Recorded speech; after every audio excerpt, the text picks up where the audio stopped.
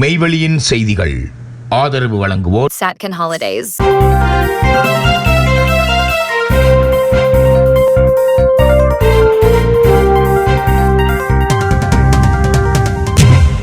வணக்கம். மெய்வெளியின் செய்திகள் வாசித்தளிப்பவர் சிவசம்பு பரிமேலழகர். முதலில் இலங்கை செய்திகள்.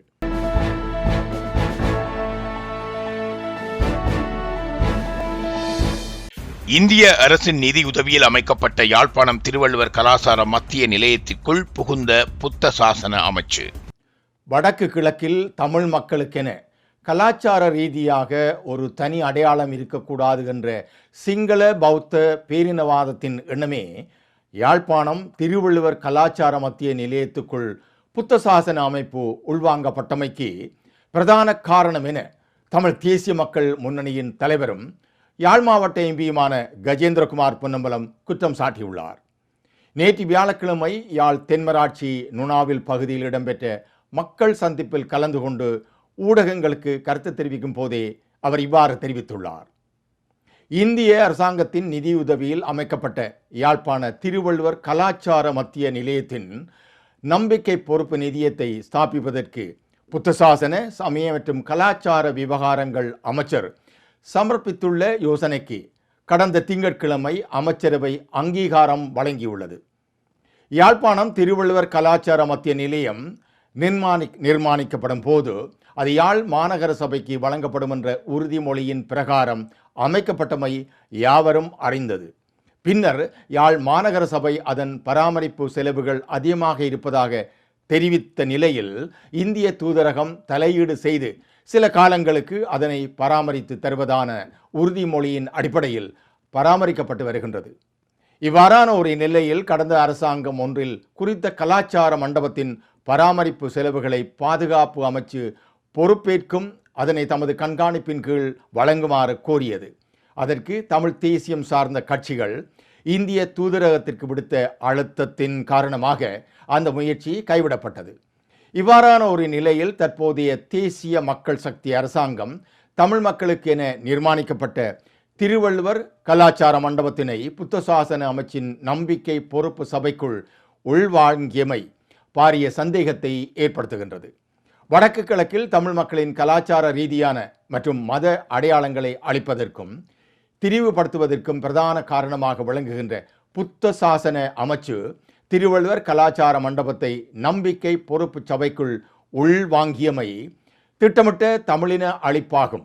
தெற்கில் ஆட்சி மாற்றம் இடம்பெற்றாலும் அவர்களின் ஆட்சியில் பௌத்த சிங்கள கொள்கைகளில் மாற்றம் ஏற்பட போவதில்லை என அவர் மேலும் தெரிவித்துள்ளார். மல்வானை பசில் ராஜபக்ஷ மாளிகையை சுற்றி வளைத்து மாணவர்கள் போராட்டம். மல்வானை பகுதியில் அமைந்துள்ள உரிமையாளர் எவருமற்ற சொத்து என அடையாளம் காணப்பட்டுள்ள காணி மற்றும் வீட்டினை பல்கலைக்கழகங்களின் கல்வி தேவைகளுக்காகவும் பொதுமக்களின் பயன்பாட்டிற்காகவும் கையளிக்குமாறு கோரி அனைத்து பல்கலைக்கழக மாணவர் ஒன்றியம் நேற்று பாரிய போராட்டம் ஒன்றை முன்னெடுத்தது. குறித்த வீட்டை சுற்றி வளைத்து போராட்டத்தில் ஈடுபட்ட மாணவர்கள் தற்போதைய அரசாங்கம் தேர்தல் காலத்தில் வழங்கிய வாக்குறுதியை சுட்டிக்காட்டினர். மக்களிடமிருந்து திருடப்பட்ட சொத்துக்களை மீண்டும் மக்களிடமே ஒப்படைப்போம் என்ற வாக்குறுதிக்கு இணங்க இடவசதி குறைவாக உள்ள பல்கலைக்கழகங்களின் பயன்பாட்டிற்கு இந்த சொத்தை வழங்க வேண்டும் என அவர்கள் வலியுறுத்தினர். சுமார் 15 ஏக்கர் நிலப்பரப்பில் அமைந்துள்ள இந்த வீட்டிற்கும் தமக்கும் எவ்வித சம்பந்தமும் இல்லை என முன்னாள் அமைச்சர் பசில் ராஜபக்ஷ நீதிமன்றத்தில் அறிவித்திருந்தார். இதனைத் தொடர்ந்து இந்த சொத்து நீதி அமைச்சின் கீழ் கொண்டு வரப்பட்டு பின்னர் இதனை ஏலத்தில் விற்பனை செய்யுமாறு நீதிமன்றம் உத்தரவிட்டது. கடந்த அறகலைய போராட்டத்தின் போது ஒரு குழுவினரால் இந்த வீடு தீ வைக்கப்பட்டு ஒரு பகுதி சேதமடைந்திருந்தது. ஆரம்பத்தில் இங்கு சர்வதேச நீதிபதிகள் ஆராய்ச்சி மற்றும் பயிற்சி நிலையத்தை அமைக்க திட்டமிடப்பட்டிருந்தது. எனினும் அந்த திட்டம் நீண்ட காலமாக நடைமுறைப்படுத்தப்படாமல் காணி பாழடைந்த நிலையில் காணப்படுகின்றது. இந்த சூழலிலேயே வீணாக கிடக்கும் இந்த சொத்தை மாணவர்களின் கல்வி மற்றும் பொதுநல சேவைகளுக்காக பயன்படுத்த அரசாங்கம் நடவடிக்கை எடுக்க வேண்டும் என அனைத்து பல்கலைக்கழக மாணவர் ஒன்றியம் கோரிக்கையை விடுத்துள்ளது. தேசிய மாவீரர் நினைவு தின நிகழ்வுகள் மே 19 ஜனாதிபதியுடன் இணைந்து அஞ்சலி செலுத்த தமிழ் முஸ்லிம் மாவீரர் குடும்பங்களுக்கு விசேட அழைப்பு. இலங்கையில் நிலவிய 30 ஆண்டு கால யுத்தத்தை முடிவுக்கு கொண்டு வந்து அமைதியை நிலைநாட்ட உயிர்நீத்த இராணுவ வீரர்களை கௌரவிக்கும் 15வது தேசிய மாவீரர் நினைவு தினம் எதிர்வரும் 19ஆம் தேதி பத்ரமுல்லையில் அமைந்துள்ள மாவீரர் நினைவு தூபிக்கு அருகில் ஜனாதிபதி அனுரகுமார திசாநாயக்காவின் தலைமையில் நடைபெறவுள்ளது. இம்முறை இந்நிகழ்வுகளில் ஒரு விசேட மாற்றமாக வடக்கு மற்றும் கிழக்கு மாகாணங்களில் முப்படைகளுடன் இணைந்து பணியாற்றி உயிர்நீத்த தமிழ் மற்றும் முஸ்லிம் மாவீரர்களின் உறவினர்களும் ஜனாதிபதியுடன் இணைந்து அஞ்சலி செலுத்துவதற்கு விசேட வாய்ப்பு வழங்கப்பட்டுள்ளது. இது தொடர்பான விசேட ஊடகவியலாளர் மகாநாடு வியாழக்கிழமை நேற்று கொழும்பில் உள்ள அரசாங்க தகவல் திணைக்களத்தில் நடைபெற்றது.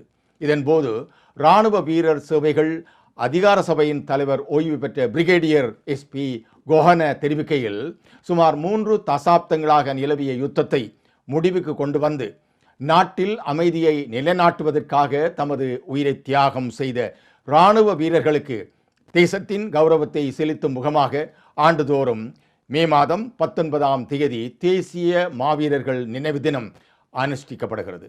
வழக்கம் போலவே இந்த ஆண்டும் மே மாதம் 19ஆம் தேதி பத்ரமுல்லையில் உள்ள இராணுவ நினைவு தூபிக்கு அருகில் இந்த நிகழ்வுகள் ஏற்பாடு செய்யப்படும். ஜனாதிபதி அனுரகுமார திசாநாயக்க பங்கேற்புடன் இம்முறை 15வது முறையாக இந்நிகழ்வுகள் நடைபெற உள்ளன.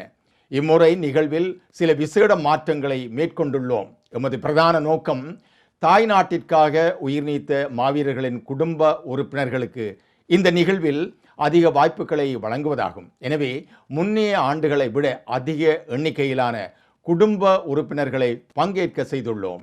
மற்றொரு முக்கிய விடயம் என்னவென்றால், வடக்கு மற்றும் கிழக்கு மாகாணங்களில் இருந்து முப்படைகளுடன் இணைந்து யுத்தத்தில் ஈடுபட்டு உயிர்நீத்த தமிழ் மற்றும் முஸ்லிம் மாவீரர்களின் உறவினர்களுக்கு இம்முறை விசேட முக்கியத்துவம் அளிக்கப்பட்டுள்ளது.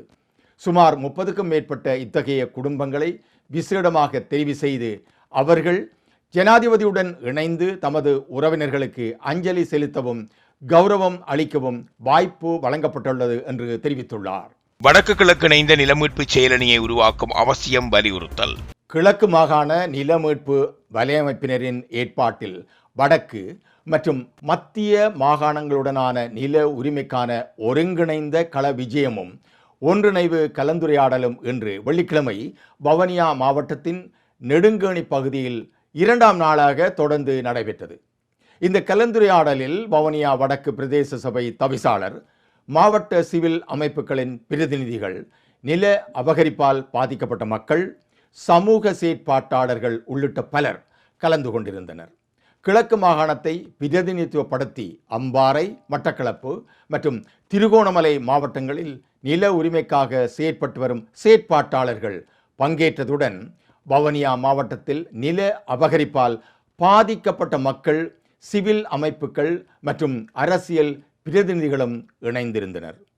கலந்துரையாடலின் போது நில மீட்புக்கான வலையமைப்பினை வடக்கு மாகாணத்திலும் விரிவுபடுத்த வேண்டிய அவசியம் வலியுறுத்தப்பட்டதுடன் வடக்கு மற்றும் கிழக்கு மக்களின் ஒருங்கிணைந்த செயற்பாட்டு காலத்திற்கு தேவையான ஒன்றாகும் என கருத்துக்கள் முன்வைக்கப்பட்டன. மேலும் எதிர்காலத்தில் நில மீட்பிற்காக இணைந்த வடக்கு கிழக்கு நில மீட்பு செயலணியாக ஒருங்கிணைந்து செயற்படுவது தொடர்பிலும் முக்கிய ஆலோசனைகள் மற்றும் விருப்பங்கள் செயற்பாட்டாளர்களால் முன்வைக்கப்பட்டன. அதேவேளை வடக்கு கிழக்கு மக்களின் நில உரிமை பாதுகாப்பிற்கான இணைந்த செயற்பாட்டின் தொடக்க நாளாக இன்றைய தினத்தை அடையாளப்படுத்தி வலையமைப்பை பிரதிநிதிப்படுத்தும் எண்ணமும் கலந்துரையாடலில் வெளிப்படுத்தப்பட்டது. களியாட்ட நிகழ்வுகளை ஒதுக்கி வைத்து முள்ளிவாய்க்காலில் படுகொலையை நினைவு கூறுங்கள். தாயக செயலணி அழைப்பு. தமிழினத்தின் பலி சுமந்த பேரவல நினைவு வாரம் அனுஷ்டிக்கப்படும் இந்த வாரத்தில் களியாட்ட நிகழ்வுகளை ஒதுக்கி வைத்து முள்ளிவாய்க்காலில் படுகொலையான மக்களுக்கு உணர்வுடன் அஞ்சலிக்க மக்கள் முன்வர வேண்டும் என தாயக செயலணி அழைப்பு விடுத்துள்ளது. ஈழத் தமிழினத்தின் இனப்படுகொலை நாளாகிய மே மாதம் 18 முள்ளிவாய்க்கால் பேரவலத்தின் 17ஆம் ஆண்டு நினைவேந்தலை கடைப்பிடிக்கும் முகமாக 2009 இறுதி யுத்தத்தின் போது எமது மக்கள் கொத்து கொத்தாக கொன்று குவிக்கப்பட்டு இனப்படுகொலை நடத்தப்பட்டதன் நினைவாகவும் அக்கால பகுதியில் எமது மக்கள் பட்ட வேதனைகளை உணர்த்தும் விதமாகவும் தற்கால இளைய சமுதாயத்தினருக்கு எமது மக்கள் பட்ட துன்ப துயரங்களை கடத்தும் நோக்குடனும் எமது மக்கள் இறுதியுத்த களத்தில் தங்களை பட்டினிச்சாவிலிருந்து தற்காத்து கொள்ள அருந்திய உப்பில்லா கஞ்சியினை நினைவூட்டும் விதமாக அக்கஞ்சியினை வடக்கு கிழக்கு தாயக மக்கள் அனைவரும் பருகி மக்களின் துயரில் ஒன்று கலக்கும் முள்ளிவாய்க்கால் கஞ்சி வாரம் 12/5/2026 தொடக்கம் 18/5/2026 வரை தாயக செயலணியின் ஏற்பாட்டில் வடக்கு கிழக்கு தாயக பகுதியில் முன்னெடுக்கப்பட்டு வருகின்றது.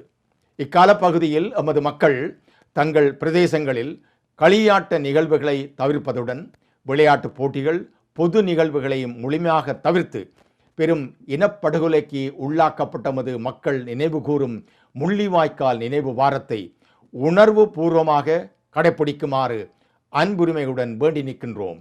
மாணவர் அமைப்புகள், மதத் தலைவர்கள், பாராளுமன்ற உறுப்பினர்கள், அரசியல் பிரமுகர்கள், உள்ளூராட்சி மன்ற பிரதிநிதிகள், சிவில் அமைப்புகளின் பிரதிநிதிகள், மனித உரிமை செயற்பாட்டாளர்கள், பொதுமக்கள் என இன உணர்வாளர்கள் அனைவரும் ஸ்ரீலங்கா அரசு தமிழினத்துக்கு எதிராக உணவையும் மருந்தையும் முழுமையாக தடுத்து திட்டமிட்டு இனப்படுகொலை செய்யப்பட்ட எமது மக்களை நினைவு கூறும் நிகழ்வுகளில் கலந்து கொண்டு எம் உறவுகள் பட்ட துயரில் பங்கெடுக்குமாறு அழைப்பு விடுத்துள்ளமை குறிப்பிடத்தக்கது.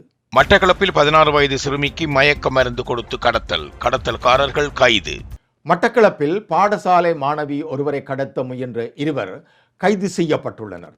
இந்த சம்பவம் நேற்று இரவு இடம்பெற்றதாக தெரிவிக்கப்பட்டுள்ளது. தந்தை ஒருவர் தனது மகளை மேலதிக வகுப்பிற்காக அழைத்துச் சென்றுள்ளார். பலத்த மழை காரணமாக அன்று வகுப்பு நடைபெறாது என ஆசிரியர் தெரிவித்ததை தொடர்ந்து தனது மகளை அருகிலுள்ள உறவினர் வீட்டிற்கு செல்லும் பாதையில் காரிலிருந்து தந்தை இறக்கிவிட்டுள்ளார்.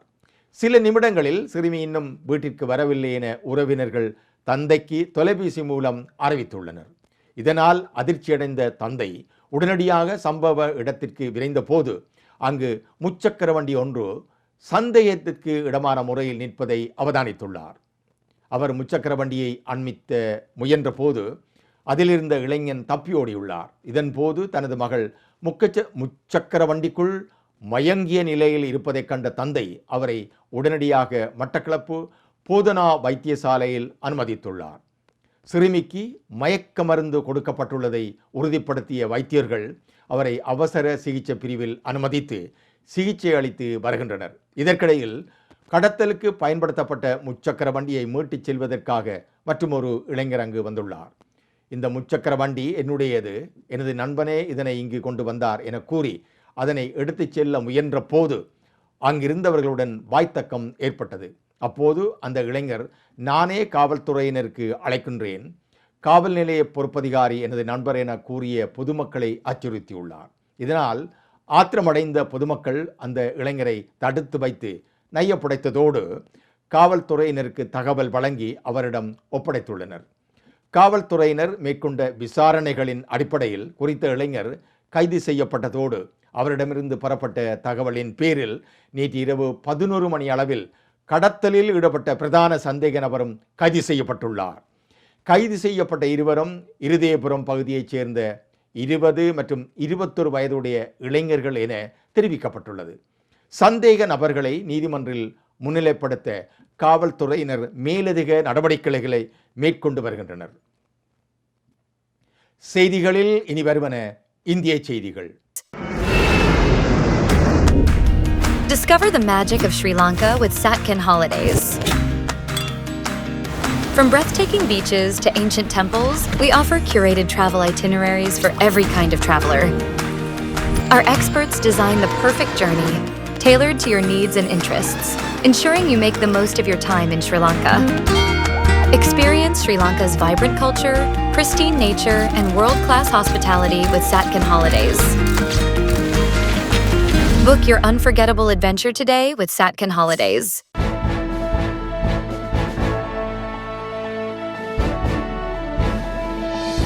ஓமானில் இந்திய சரக்கு கப்பல் மூழ்கடிப்பு, மத்திய அரசு கடும் கண்டனம். ஓமான் அருகே ட்ரோன் தாக்குதலால் இந்திய சரக்கு கப்பல் ஒன்று மூழ்கடிக்கப்பட்டுள்ளது. இதற்கு இந்திய மத்திய அரசு கடும் கண்டனம் தெரிவித்துள்ளது. குஜராத்தை சேர்ந்த ஹாலி அலி என்ற சரக்கு கப்பல் ஒன்று நேற்று அதிகாலை மேற்காசிய நாடான ஓமானின் வடக்கு கடற்கரையில் உள்ள லீமா அருகே சென்று கொண்டிருந்தது. சோமாலியாவில் இருந்து சாஜாவுக்கு கால்நடைகளை இக்கப்பலில் ஏற்றிச் சென்றதாக கூறப்படுகின்றது. ட்ரோன் எனப்படும் ஆளில்லா சிறிய விமானம் அல்லது ஏவுகணை என சந்தேகிக்கப்படும் அடையாளம் தெரியாத வெடிபொருளால் இக்கப்பல் தாக்கப்பட்டது. இதையடுத்து கப்பலில் தீப்பற்றியுள்ளது. இதனால் கட்டுப்பாட்டை இழந்த கப்பல் ஓமானை ஒட்டிய கடற்பகுதியில் மூழ்கியுள்ளது.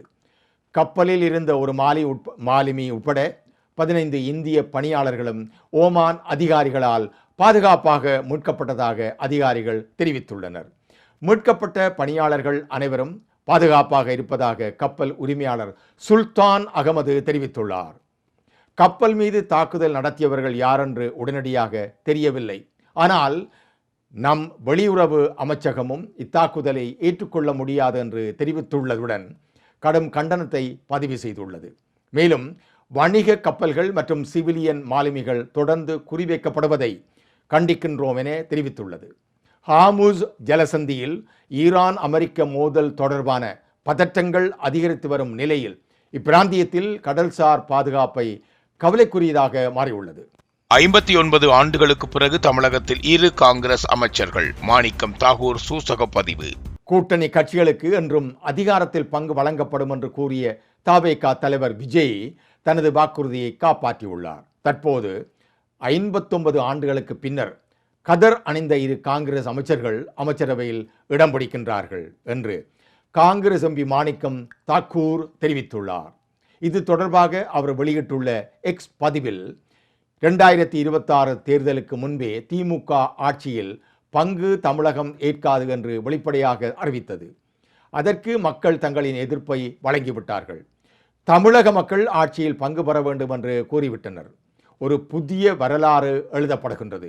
என்னை போன்ற ஆயிரக்கணக்கான காங்கிரஸ் தொண்டர்களுக்கு இது உணர்ச்சி பூர்வமான வரலாற்று சிறப்புமிக்க தருணம். 36% கமிஷன் அரசியலில் இருந்து ஊழல் இல்லா ஆட்சிக்கு தமிழகத்தை கொண்டு செல்ல வேண்டும். புதிய அரசு புதிய நம்பிக்கை என தெரிவித்துள்ளார்.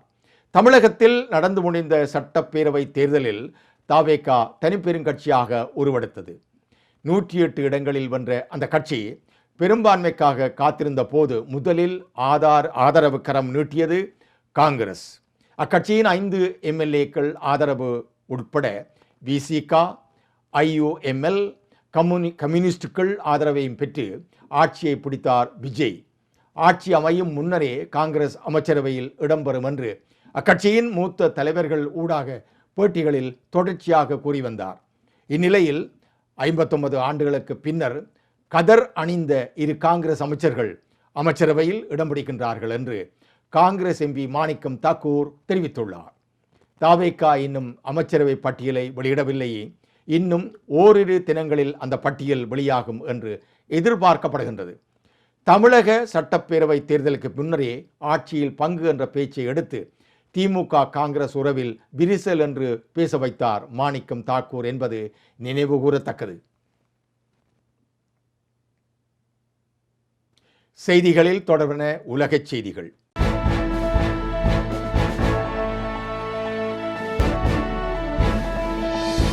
திடீரென பதவி விலகிய பிரித்தானிய சுகாதார அமைச்சர். பிரதமர் ஸ்டாமருக்கு நெருக்கடி. பிரித்தானிய சுகாதார மற்றும் சமூக பாதுகாப்புத்துறை அமைச்சரான பெஸ் ஸ்ட்ரீட்டிங் பிரதமர் கியர் ஸ்டாமர் மீதான நம்பிக்கையை இழந்துவிட்டதாக கூறி தனது பதவி விலகல் செய்துள்ளார். அண்மையில் நடைபெற்ற தேர்தல்களில் தொழிலாளர் கட்சி சந்தித்த பாரிய தோல்விகளை தொடர்ந்து இந்த அதிரடி முடிவு எடுக்கப்பட்டுள்ளது. தனது பதவி விலகல் கடிதத்தில் சுகாதார அமைச்சராக தான் செய்த சாதனைகளை பெஸ் ஸ்ட்ரீட்டிங் சுட்டிக்காட்டியுள்ளார். அரசாங்கத்தின் மீது மக்கள் நம்பிக்கை இழந்து வருவதாக குற்றம் சாட்டியுள்ள அவர், எங்கு தொலைநோக்கு பார்வை தேவையோ அங்கு ஒரு வெற்றிடம் நிலவுகின்றது, எங்கு வழிகாட்டுதல் தேவையோ அங்கு திசை மாற்றம் காணப்படுகின்றது என பிரதமரை நேரடியாக விமர்சித்துள்ளார். மேலும் தீவிர வலதுசாரி மற்றும் தேசியவாத கட்சிகளின் வளர்ச்சி நாட்டின் ஒருமைப்பாட்டிற்கு அச்சுறுத்தலாக இருப்பதாகவும் அதை எதிர்கொள்ளும் வலுவான கொள்கை ஸ்டாமரிடம் இல்லை என்றும் அவர் மேலும் தெரிவித்துள்ளார். ஈரான் போர் எதிரொலி. ஐரோப்பிய விமான கட்டணங்கள் உயர வாய்ப்பு.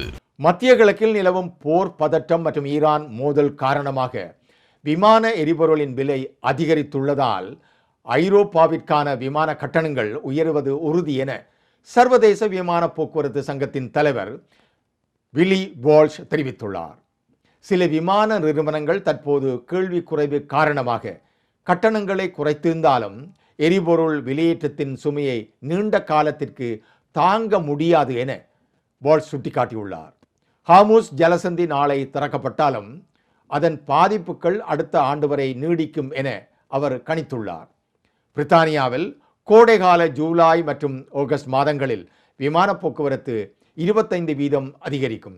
இதற்கேற்ப மாற்று எரிபொருள் ஆதாரங்களை கண்டறியாவிட்டால் உச்சக்கட்ட பயண காலங்களில் தட்டுப்பாடு ஏற்படக்கூடும் என அவர் கவலை வெளியிட்டுள்ளார். இதேவேளை ஐரோப்பா மற்றும் பிரித்தானியா ஆகியவை இந்த பிராந்தியத்தின் இறக்குமதியே அதிகம் நம்பியுள்ளன. தட்டுப்பாட்டை தவிர்க்க அமெரிக்க தரத்திலான விமான எரிபொருளை பயன்படுத்துவது ஐரோப்பிய ஒன்றியம் அனுமதி வழங்கியுள்ளது. மத்திய கிழக்கு மோதல்கள் உலகளாவிய விமான போக்குவரத்து துறையில் ஏற்படுத்தியுள்ள இந்த தாக்கம் வரும் மாதங்களில் சர்வதேச பயணங்களை பெரிதும் பாதிக்கும் என எதிர்பார்க்கப்படுகின்றது. இத்துடன் மெய்வழியின் செய்திகள் நிறைவு பெற்றன. மெய்வழியின் மேலதிக செய்திகளை பார்வையிட www.மெய்வழி.com என்ற இணையதளத்தை பார்வையிடுங்கள். மேலும் மெய்வழி ஆப்பையும் பதிவிறக்கம் செய்து கொள்ளுங்கள். வணக்கம்.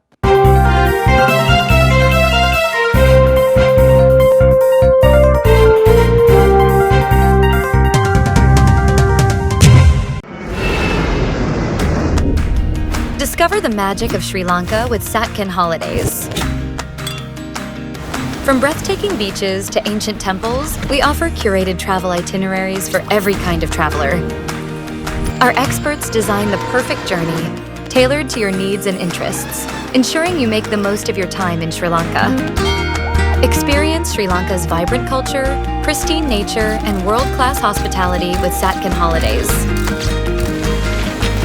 Book your unforgettable adventure today with Satkin Holidays.